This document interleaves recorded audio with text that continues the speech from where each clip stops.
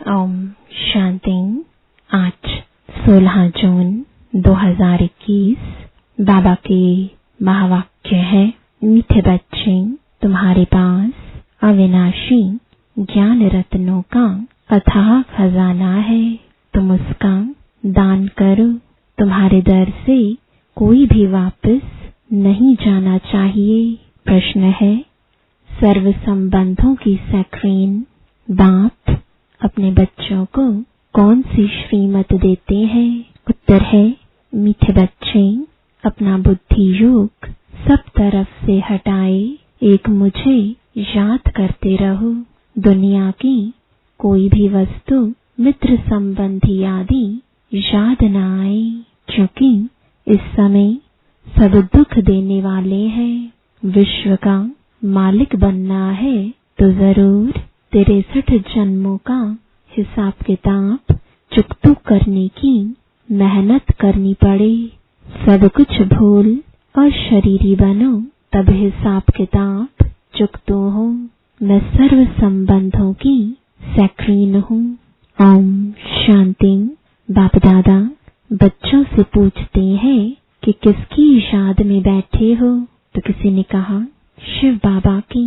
बुलंद आवाज में कहना चाहिए, शिव बाबा की याद में बैठे हैं। तुम बच्चे अर्थात आत्माओं का कनेक्शन है शिव बाबा से। तुम शिव बाबा के बनते हो इन द्वारा, क्योंकि शिव बाबा इनके द्वारा ही मिलते हैं। यह बीच में दलाल भी कहा जाता है। तुम्हारा दलाल से कोई कनेक्शन नहीं है, यह तो सिर्फ बीच में मार्फत है। लेन देन का सब हिसाब किताब बाप से होना है, इनसे नहीं। इनका भी लेन देन बाप से है। यह भी उस बाप को कहते हैं, बाबा मेरा सब कुछ आपका है।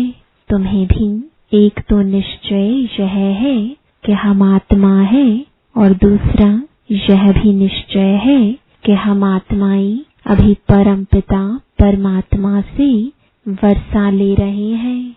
मनसा वाचा कर्मणा तन मन धन से हम शिव बाबा के मददगार बनते हैं। यह सब कुछ शिव बाबा को अर्पण किया हुआ है। फिर शिव बाबा डायरेक्शन देते हैं, ऐसे ऐसे यह करो। इनको कहा जाता है श्रीमत।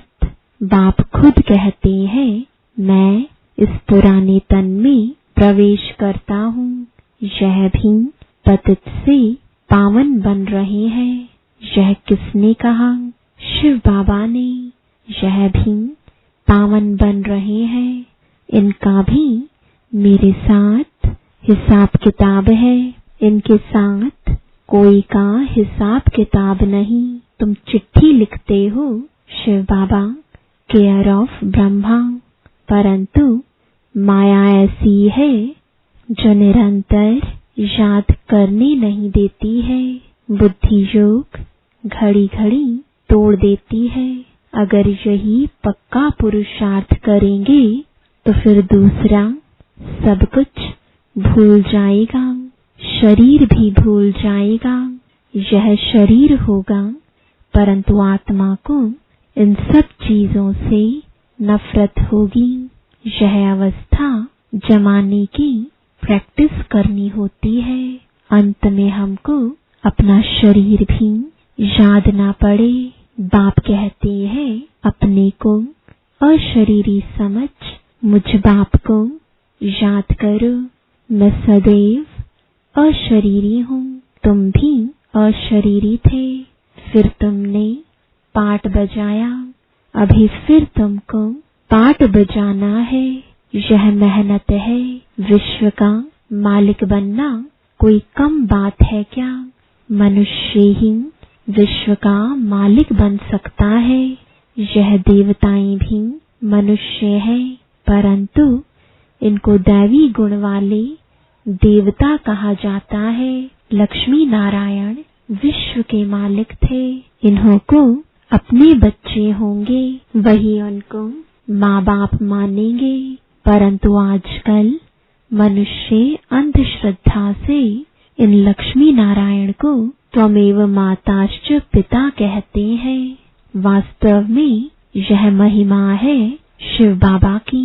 देवताओं की महिमा गाते हैं आप सर्वगुण संपन्न, संपूर्ण निर्विकारी, परंतु उन्हों की पूजा क्यों करते हैं यह किसको पता नहीं है। अभी तुम ऐसी महिमा नहीं गाएंगे कि तुम मात पिता। हाँ, तुम जानते हो शिव बाबा वह निराकार परम पिता परमात्मा है। उनसे ही सुख घनेरे मिलते हैं। बाकी जो भी संबंधी आदि है उनसे दुख ही मिलता है। यह तो एक सक्रीन है जिससे सर्व संबंध की रसना मिलती है। इसलिए बाप कहते हैं मामा, काका, चाचा आदि सबसे बुद्धि योग हटाए मामे कम याद करो। तुम गाते भी हो दुख हरता सुख करता, सर्व का सदगतिदाता एक ही है। वही हमारा सब कुछ है।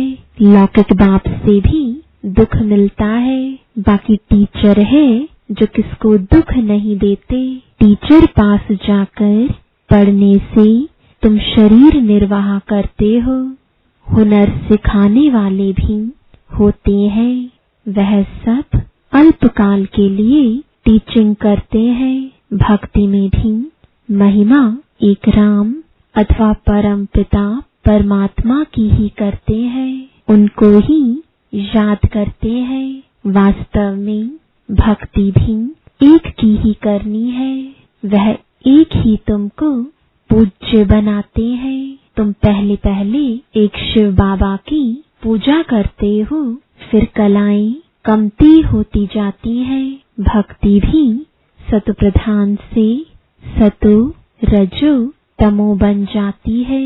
सारा ड्रामा तुम्हारे ऊपर ही बना हुआ है। आपे ही पूज्य, आपे ही पुजारी। जो 84 जन्म पूरे लेते हैं उनकी ही कहानी है। उनको ही बाप बैठ बताते हैं तुमने 84 जन्म कैसे लिए हैं। हिसाब ही उनका है।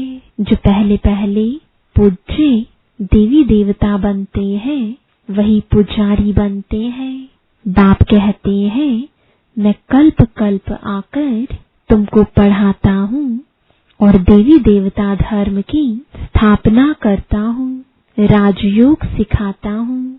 गीता में भूल से कृष्ण भगवानुवाच लिख दिया है भगवान तो एक ही होता है। वह तो कहते ठिक्कर भीतर कण कण में परमात्मा है, परंतु ऐसे तो हो नहीं सकता। भगवान की भी महिमा अपरम अपार है। कहते हैं हे बाबा तुम्हारी गतिमत न्यारी, अर्थात तुम्हारी जो श्रीमत मिलती है वह सबसे न्यारी है। बाप को कहते ही है गति सदगतिदाता परम पिता परमात्मा। तो बुद्धि ऊपर में जाती है। दुख के टाइम उनकी ही याद आती है। अगर राम सीता बुद्धि में हो तो फिर सारा रामायण बुद्धि में आ जाए। तुम तो पुकारते ही हो उस एक बाप को। सिवाय एक बाप के कोई भी साकारी मनुष्य व आकारी देवता से बुद्धि नहीं लगानी है। पतित पावन है ही एक बाप। कोई भी सत्संग में जाकर यही गाते हैं पतित पावन सीताराम। अर्थ कुछ नहीं, यह सब है भक्ति मार्ग का गायन। सब रावण की जेल में है। भक्ति मार्ग में बहुत भटकते हैं। यहाँ भटकने की कोई बात नहीं। बाप समझाते हैं बच्चों को पॉइंट्स बुद्धि में अच्छी रीति धारण करनी है। पढ़ाई रेगुलर करनी है। अगर कोई कारण से सवेरे नहीं आ सकते तो दोपहर को आ जाना चाहिए। किसको तंग भी नहीं करना है। सारा दिन पड़ा है, कोई भी समय जाकर पढ़ना है। यह बच्चियां सुबह से लेकर शाम तक सर्विस पर है। सारा दिन सर्विस स्टेशन खुले हुए हैं। कोई भी आए उनको रास्ता बताना है। पहले पहले तो बताना है, विचार करो, तुमको 2 बाप हैं। दुख में पारलौकिक बाप को याद करते हैं ना। अभी शिव बाबा कहते हैं मामे कम याद करो। मौत तो सामने खड़ा है। यह वही महाभारत लड़ाई है।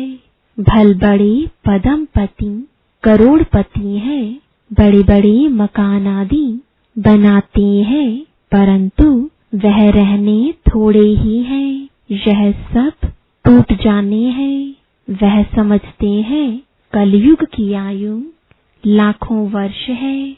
इनको कहा जाता है घोर अंधियारा। कोई के पास पैसे हैं, पूछते हैं मकान बनाए।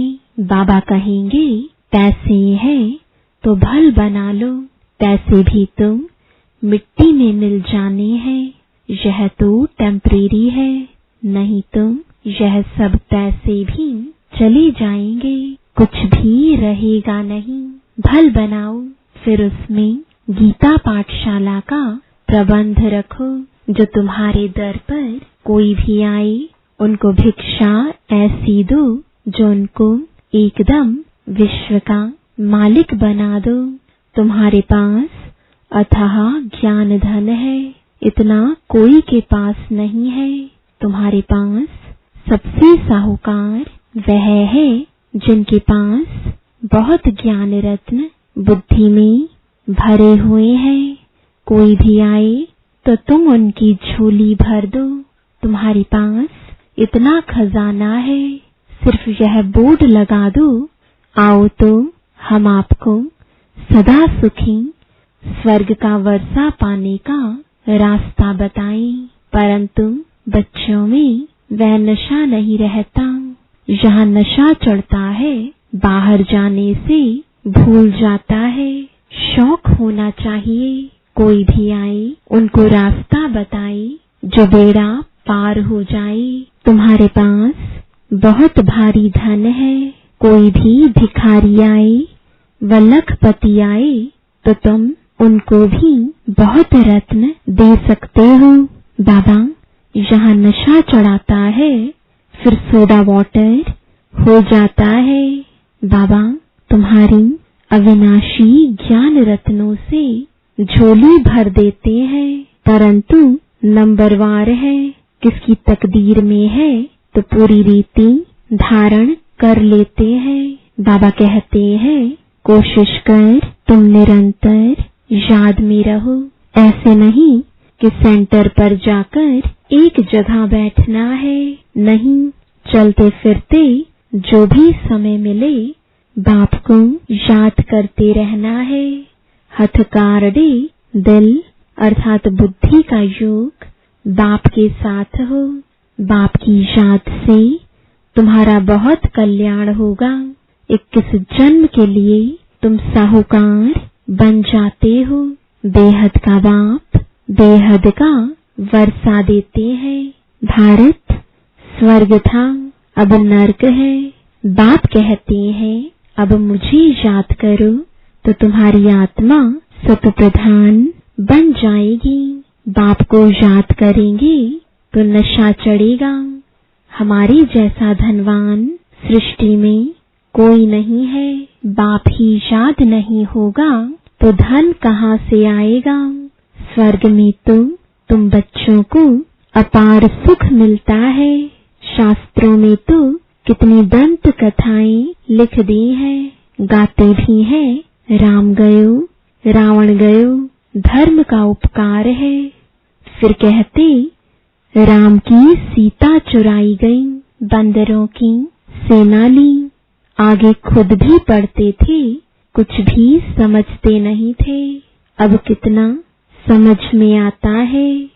कितनी वंडरफुल बातें लिखी हैं। बाप कहते हैं मुझे प्रकृति का आधार लेना पड़ता है। त्रिमूर्ति में भी ब्रह्मा, विष्णु, शंकर दिखाते हैं, परंतु यह भी समझते नहीं कि विष्णु कौन है, कहाँ के रहने वाले हैं। विष्णु के मंदिर को नर नारायण का मंदिर कहते हैं, परंतु अर्थ कुछ भी नहीं समझते हैं। विष्णु के यह दो रूप लक्ष्मी नारायण हैं, जो सतयुग में राज्य करते थे। अभी तुम मनुष्य से देवता बन रहे हो। कोई भी आए तो बोलो हम ब्रह्मा कुमार कुमारियां हैं, तो प्रजापिता ब्रह्मा सबका बाप हुआ। बहुत ढेर की ढेर प्रजा है, नाम तो सुना है ना। भगवान ने ब्रह्मा द्वारा ब्राह्मण रचे। बाप ने जरूर बच्चों को वर्षा तो दिया होगा ना। तुम बच्चों को विश्व का मालिक बनाते हैं। तुम शिव बाबा से वर्षा पाते हो। एक है लौकिक बाप, दूसरा है पारलौकिक बाप। अब यह तुमको अलौकिक बाप मिला है। यह तो जौहरी था, यह थोड़े ही कुछ जानता था। इनके लिए कहते हैं कि इनके बहुत जन्मों के अंत के जन्म के भी अंत में इनमें प्रवेश करता हूँ। वानप्रस्थी बनने का रिवाज भी भारत में है। 60 वर्ष के बाद गुरु के पास चले जाते हैं। बाप इनमें प्रवेश कर कहते हैं अब तुमको घर चलना है। मुक्ति सब चाहते हैं, परंतु मुक्ति को जानते कोई भी नहीं। ब्रह्म में लीन तो कोई हो नहीं सकते। यह तो सृष्टि का चक्र फिरता ही रहता है। सबको पाठ बजाना ही है। कहते हैं वर्ल्ड की हिस्ट्री ज्योग्राफी रिपीट। यह अनादि ड्रामा बना हुआ है। 84 जन्मों का पाठ तुमको बजाना ही है। यह ज्ञान डांस होती है। वे लोग फिर डमरू दिखाते हैं। अब सूक्ष्म वतनवासी शंकर डमरू कैसे बजाएगा? बाप ने समझाया है, तुम बंदर मिसल थे तो तुम बंदरों की सेना ली। तुम्हारे आगे बाबा ज्ञान का डमरू बजा रहे हैं, तुमको ज्ञान देते हैं। अभी तुम्हारी सूरत और सीरत दोनों पलटा रहे हैं। कामचिता पर बैठ तुम काले हो गए हो। बाबा फिर तुमको ज्ञान चिता पर बिठाए, सूरत और सीरत दोनों पलटाए, सांवरे से गोरा बना देते हैं। यहाँ बाबा कितना नशा चढ़ाते हैं, फिर नशा गुम क्यों होना चाहिए? अच्छा, मीठे मीठे सिकिलदे बच्चों प्रति माता पिता बाप दादा का याद प्यार और गुड मॉर्निंग। रूहानी बाप की रूहानी बच्चों को नमस्ते। रूहानी बच्चों की रूहानी बाप दादा को नमस्ते। धारणा के लिए मुख्य सार है, पहला, बाप ने जो अथाह ज्ञान का धन दिया है उसे धारण कर स्वयं भी साहूकार बनना है और सबको दान भी करना है। जो भी आए उसकी झोली भर देनी है। दूसरा, बाप की याद से ही कल्याण होना है, इसलिए जितना हो सके चलते फिरते बाप की याद में रहना है। सर्व संबंधों की रचना एक बाप से लेनी है। वरदान है, सारे वृक्ष की नॉलेज को स्मृति में रख तपस्या करने वाले सच्चे तपस्वी व सेवाधारी भव। भक्ति मार्ग में दिखाते हैं कि तपस्वी वृक्ष के नीचे बैठकर तपस्या करते हैं। इसका भी रहस्य है। आप बच्चों का निवास इस सृष्टि रूपी कल्प वृक्ष की जड़ में है। वृक्ष के नीचे बैठने से सारे वृक्ष की नॉलेज बुद्धि में स्वतः रहती है, तो सारे वृक्ष की नॉलेज स्मृति में रख साक्षी होकर इस वृक्ष को देखो, तो यह नशा खुशी दिलाएगा और इससे बैटरी चार्ज हो जाएगी। फिर सेवा करते भी तपस्या साथ साथ रहेगी। स्लोगन है, तन की बीमारी